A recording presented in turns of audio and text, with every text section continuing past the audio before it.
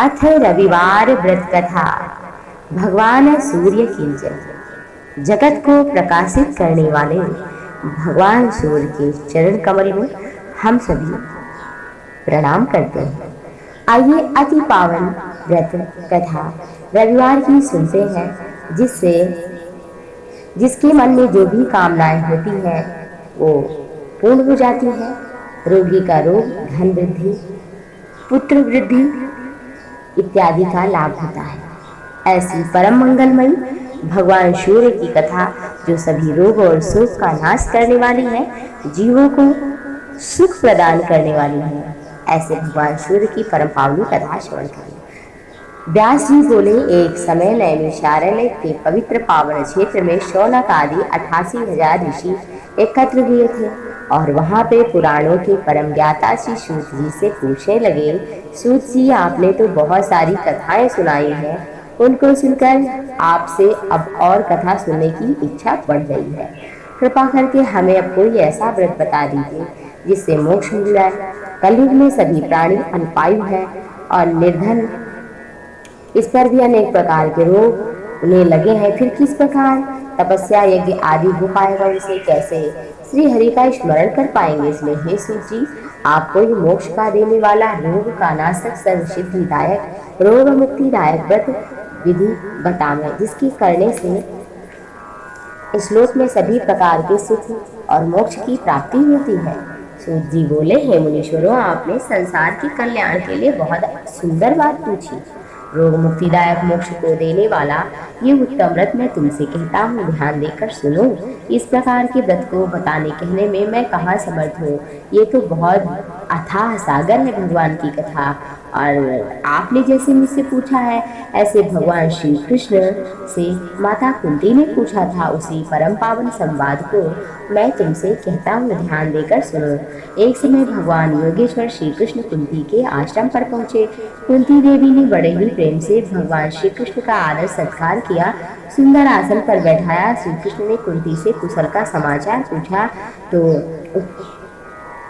और उत्तर दिया, प्रभु, जिस पर आपकी कृपा दृष्टि है उसका क्या स्वप्न में भी कुछ काम बिगड़ सकता है। प्रभु, दुख सुख तो सब आप ही देते हैं, फिर क्या दुख क्या सुख, इसका हमें भान नहीं है। हे मंगल का करण करने वाले और अमंगल का हरण करने वाले, आपका नाम ही सभी मंगलों को करने वाला है और इस पर आपने दर्शन दिए तो हे प्रभु, कष्ट कहाँ रह गया, दुख कहाँ है, परंतु आपकी आज्ञा है तो प्रभु ऐसा कोई व्रत बता दें जिसके करने से रोग मुक्ति हो जाए और मोक्ष की प्राप्ति हो जाए। क्योंकि सभी मनुष्य, योगी, मुनि, तपस्वी मोक्ष की इच्छा करते हैं, तो ऐसा कोई व्रत बताए। भगवान श्री कृष्ण बोले, हे देवी, आपने बहुत ही सुंदर प्रश्न किया है, परंतु मैं इसका उत्तर देने में असमर्थ हूँ। लेकिन एक कथा कहता हूँ जो भगवान शिव ने माता पार्वती से कही थी। एक समय देवी पार्वती ने भगवान शंकर से यही प्रश्न किया था। उसी कथा को मैं तुमसे कहता हूँ, ध्यान देकर सुनो। श्री कृष्ण बोले, हे देवी, एक समय कैलाश पर भगवान शिव पार्वती के साथ विराजमान थे। सारे गण, नंदी इत्यादि भी बैठे थे। उस समय भगवती पार्वती ने भगवान शिव से पूछा, हे नाथ, त्रिपुरासुर का वध करने वाले आपकी महिमा तीनों लोकों में विख्यात है। चराचर सभी आपकी चरण कमल की सेवा करते हैं। आप शरणागत की रक्षा करने वाले हैं। आप कल्प वृक्ष हैं और क्या कल्प वृक्ष के नीचे रहने वाला कोई दरिद्र भी होगा, क्यों दुख सहेगा। हे नाथ, ऐसा हृदय में विचार करके मेरी बुद्धि के भारी भ्रम को दूर कीजिए। हे स्वामी, रोग मुक्ति कारक, शरीर कष्ट निवारक और मोक्ष देने वाला व्रत कहिए। हे नाथ, उस व्रत को समझाकर कहिए। मैं तो बड़ी नादान हूँ, क्रोध न लागिएगा। जिस प्रकार मेरी अभिलाषा पूर्ण हो वही आप बताइए। प्रभु, मैं स्त्री होने के कारण इस व्रत को सुनने की अधिकारी तो हूँ ही और मन कर्म वचन से आपकी दासी भी हूँ। हे नाथ, जहाँ पर भक्त को आर्त पाते हैं संत, वहाँ पर गुण तत्व को भी बता देते हैं। हे स्वामी, मैं आर्त भाव से आपसे पूछ रही हूँ, आप मुझ पर दया करके रोग विनाशक, कष्ट और मोक्ष देने वाला व्रत बताइए। पार्वती के ऐसे सुंदर प्रश्न को सुनकर छल रहित भगवान शिव अति प्रसन्न हुए और आनंद में भरकर अमृत वाणी बोले कि हे गिरिराज कुमारी, तुम धन्य हो, धन्य हो, धन्य हो। तुम्हारे समान कौन उपकारी हो सकता है? तुमने अपने लिए नहीं वरन जगत के कल्याण के लिए प्रश्न पूछा है। इस प्रसंग से सुनने से सभी का कल्याण होगा। जिन्होंने अपने कानों से भगवान की कथा नहीं सुनी, उनके कान तो छिद्र सांप के बिल के ही समान है। जिन्होंने अपने नेत्रों से भगवान के दर्शन नहीं किए, उनके वे नेत्र मोर पंखों पर दिखाने वाली नकली आंख के समान है। जिन प्राणियों ने भगवान की भक्ति को अपने हृदय में स्थान नहीं दिया, वे प्राणी जीते हुए मुर्दे के समान है। जो जीव श्री हरि के गुणों का गान नहीं करती, वह तो मेढक के समान है। हे पार्वती, पुण्य भारत वर्ष में वहाँ यमुना के पावन पुलिन पर ऋषि पत्नियां उत्तम व्रत कर रही हैं और कथा सुनेंगी, कहेंगी। उसी व्रत को जाकर तुम देखो, सुनो। वो रोग हर, शरीर कष्ट विनाशक और मोक्ष को देने वाला व्रत है। शिव शंकर की आज्ञा पाकर देवी कैलाश से भारतवर्ष के लिए चल पड़ी।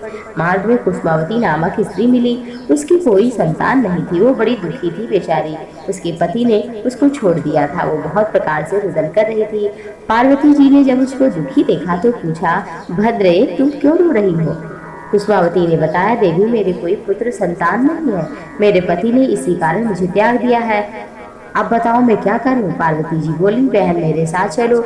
हम दोनों एक पवित्र व्रत करेंगे, जिसके करने से तेरा पति तुझे प्राप्त हो जाएगा। मोक्ष का प्रदान करने वाला ऐसा व्रत है। और फिर पति सुख, पुत्र सुख तो बहुत कम है। भगवती पार्वती माता की बात मानकर कुसुमावती उनके साथ चल पड़ी।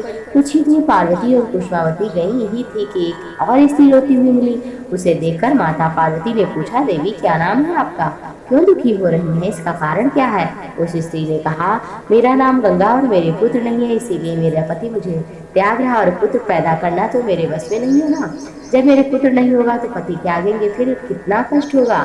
यही सब सोच सोचकर मैं दुखी हो रही हूँ। मुझे कोई ऐसा उपाय नहीं आता जिससे पति के विक्षोभ से मैं बच पाऊँ। पार्वती माता ने कहा, गंगा, तुम्हारा पति विक्षोभ होगा ही नहीं और पुत्र भी मिल जाएगा। पार्वती की बात सुनकर गंगा और कुसुमावती को साथ लेकर के रविवार को पूर्वाह्न के समय यमुना के किनारे पहुंची। वहां उन्होंने मुनि पत्नियों को व्रत करते हुए देखा।